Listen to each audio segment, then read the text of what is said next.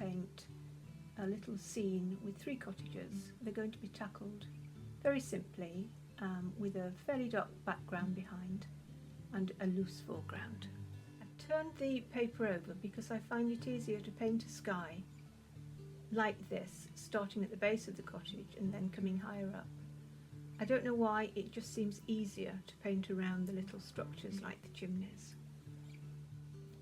What I'm going to do first is damp the area around the cottages with some clean water. Being pretty careful. But what you will find then is if you do damp the paper first, there's less chance of getting hard lines and runbacks when you come to actually put the colour on.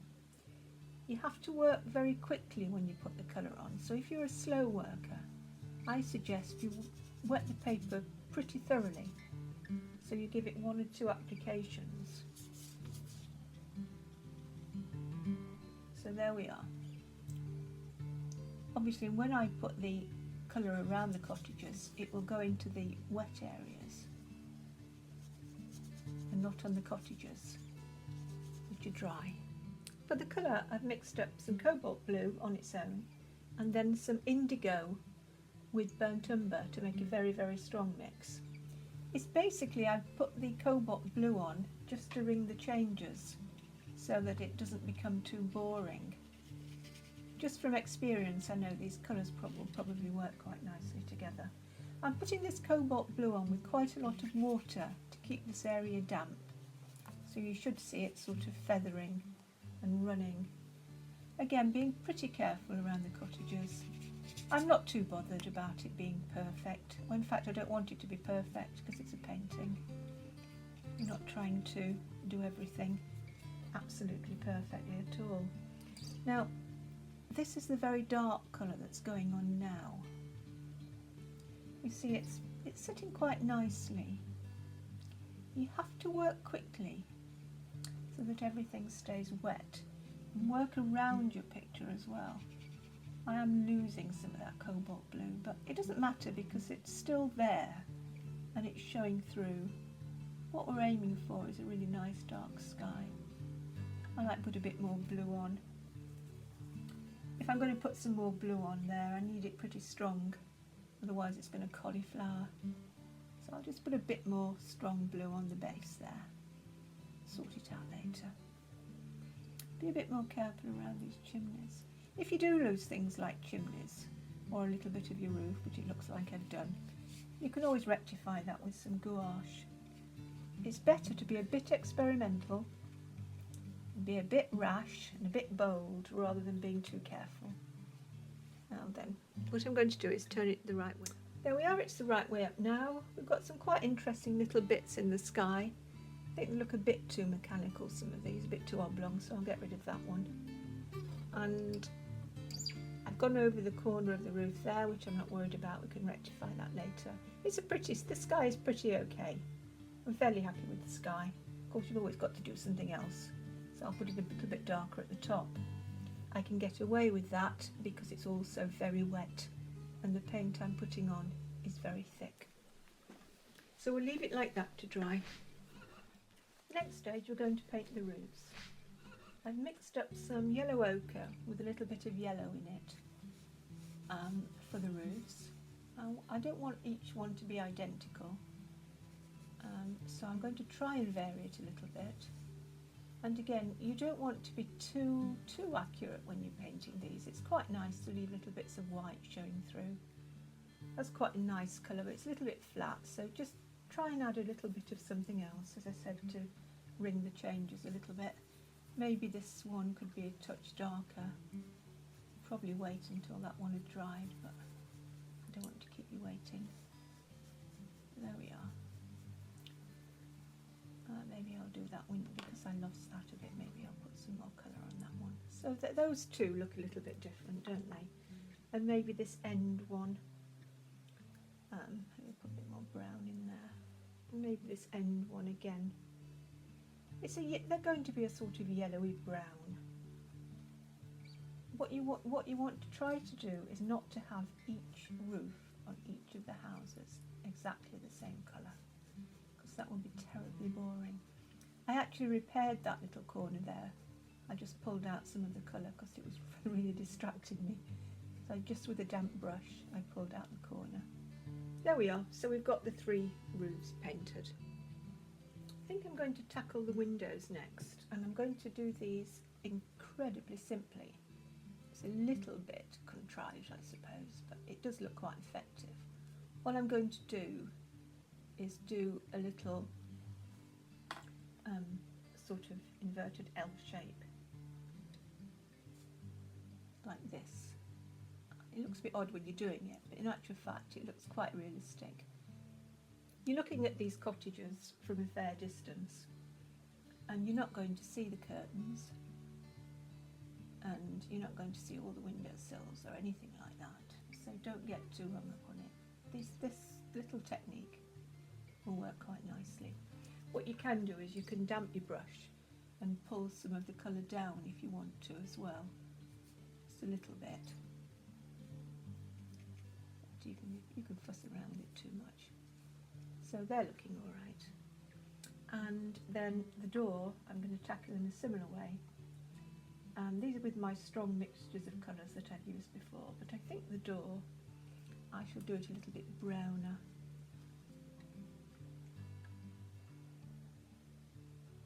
So it looks a little bit different from the windows.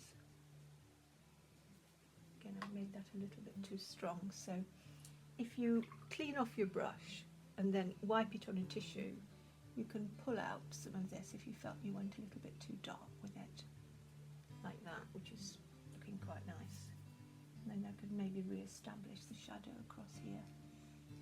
When you're painting, nothing comes necessarily easy and nothing works first. You do have to do a little bit of fiddling around with things. But as you all know, not too much. But there we go, that's probably looking all right. You can always amend things a little bit later on. Well, I missed 2 more doors. Perhaps we'll have one that's a little bit redder. There's a door here. It would be quite nice to do that in red, a bit redder. Although these colours are not looking terribly different. You should never be frightened of watercolour colours. They're never going to be too strong or too bright. There we go, there's that door. And I've also missed a window as well, haven't I? I'm doing very well here. Right, where's the other window? Here we are. There's that window there. So we'll just give that a little L shape. Now what you can do with a small brush or a rigger is you can suggest some sort of window panes in here, in some of the windows, by just bringing along a little line. Again, you don't want to overdo it, but maybe they would be showing down there. These are a touch messy. I might just reinforce those a little bit, but as I say, you shouldn't really start fiddling around with them. Maybe something like that will probably work. I'm a great believer in patching up afterwards with a little bit of body colour, and then you're not worrying too much while you're painting. There we are. I think they're all done quite nicely. And what I'm going to do now is take my dark colour and I'm just going to suggest the dark line under the eaves of all 3 cottages. This should work quite nicely in the finished painting. There we go. So the cottages themselves now are just about done. There may be a little bit of something on the chimneys, but I think the roofs and the cottages up to now are done, apart from a shadow under the eaves, which I will put on a little bit later on. So I think it's time now to tackle the foreground. We're going to tackle the foreground. People can get quite frightened of tackling foregrounds, and I don't really blame them because it can be very tricky. On something like this particularly, I tend to take a very loose approach and just experiment and see what happens. I know that does sound a bit vague, but I'll sort of show you what I mean. I've got some colours mixed already, which is a sort of yellowy ochre colour, a bit of burnt sienna, a bit of Payne's grey, and then my dark mix of burnt umber and indigo. I want to try and keep this foreground warm the sky is quite cold. The indigo is showing more than the brown, so I really want that the opposite way around. I'm just going to go for it and be quite bold on this, again keeping everything wet. I quite like the idea of putting some light colour on first, and then some sort of maybe some Payne's grey mix, which is quite a nice grey down here. I'm going to probably do more foreground than I actually need, which is not a bad thing really. More hair's come in here. There we go. So I'm basically putting a first coat on of some different colours, and then I'm going to drop some darks in. I've got some sort of path coming down here. As you can see, it is quite an experimental sort of way of doing the foreground. I've got an idea in my head of what I'm going to do, because this is not the first time I've painted this picture, or these sorts of foregrounds. So I've got an idea. Again, just sort of painting boils down a lot to experience, doesn't it? If you're not that experienced, then you find these sort of foregrounds a bit more difficult. The important thing is to keep the paint nice and loose and wet at this stage, and then we'll go in with something much darker. The feeling there might be some sort of wall or something here, so I'll do the brush strokes down that way. There we go. And using the side of your brush can bring up some quite interesting shapes as well. There we go. Maybe suggest a sort of path coming down there, leading up to the cottages. Don't be afraid of going really dark in some of these areas as well. There we go. And you can do all sorts of things with these foregrounds. You can lift out some boulders with a tissue like this, so you've got a little bit of interest showing here, which you can go over again a little bit later on. I'm going to mix up something even darker really than I've got at the moment to put in here. It's difficult, you don't want everything to look too contrived, so you've got to experiment a little bit, perhaps put some marks around things like this. It's not looking too bad. They're looking a little bit samey, aren't they, up there? Don't quite know what's going on there. Something like that is working fairly okay. You can do several of these and some will work better than that. That's not too bad. If you know the artist John Blockley, if you know any of his work and his books, he works a lot like this, finding rocks and different structures in the paint. So again, it's quite experimental. Probably made the path a little bit too dark there. That's the good thing about watercolour, you can lift it out. I'm going to leave it and let that dry, and then I'm going to do a little bit more work on it. Everything is fairly dry. I'm going to add a few more warm colours in here. This is burnt sienna. So just to give a little bit more warmth to the foreground. I think it's looking just a little bit too cold. There we are. Pulled out the path because I felt that was a little bit too in front of the house. Maybe add a bit more yellow. There we go. It's basically just putting in what you feel it needs, like that. And then with the rigger, I'm going to do a little bit more detail work in here. Again with the very, very darks. So I'm using my indigo and burnt sienna or burnt umber to maybe give a little bit of interest around some of these rocks here. It's not looking like the best foreground I've done here, but you never know, it might just come together a little bit better. You could do with maybe a little fence here coming down. That will always add a little bit of interest. Never give up is my motto. And over here, I could have a little gate as well. See, I meant this picture to be quite small, so I'll probably not use it all. If I put a little mount around it, probably won't use it all. But you can maybe suggest a gate there as well. Little bits of fence can always rescue things. And there's always lots of fences out round the cottages, aren't there? And also we can, it should be a little bit drier, we can put some grasses in as well. If you're going to do something really dark, like some grasses in here, it's always a good idea to do them next to something that's quite light so that they stand out. It's a little bit wet. Some grasses working in here as well. Perhaps a bit more brown.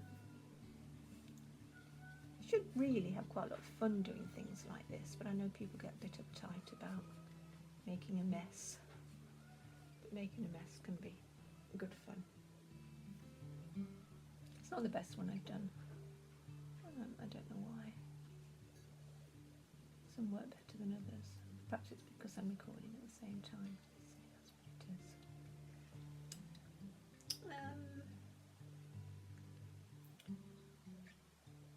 I think the next thing to do is to put the shadow under the eaves and then have another look at it. So I've done a tiny bit of work, not a lot. I just felt the whole thing looked a little bit too gloomy. I thought the fence posts here and everything looked a little bit threatening. So I've put some white gouache, some white body colour onto the fences and the fence posts to liven it up. Put a few more bitty grasses in and little dots of white gouache on near the path, which is done with a small brush or a rigger and a creamy gouache, and just drop it on and it will liven up your picture, you know, so that it's not looking gloomy. You can overdo it, so don't overdo it. Then the last thing on this is to put some shadow under the eaves, and I'm using pure indigo, fairly watery, and hopefully it's going to work. And you're going to put a shadow across once like that for that cottage, and similarly here it might be a little bit deeper for that one. Load your brush so you don't have to put it on twice, and then this one here, which should make all the difference to your picture. Should add some light in there. And I think that's about done. There, I put a little temporary mount around it, and I think it's working quite well. I was pretty glad that I put the white gouache on the fence. I think that made a difference. But again, that's nothing that you could have planned when you started a picture. So have a general idea about what you want to do when you're painting, but don't become fixated about it. Work around your picture. Don't be too careful when you don't need to be. Let the watercolour do its own thing and have some fun with it. Okay, bye for now.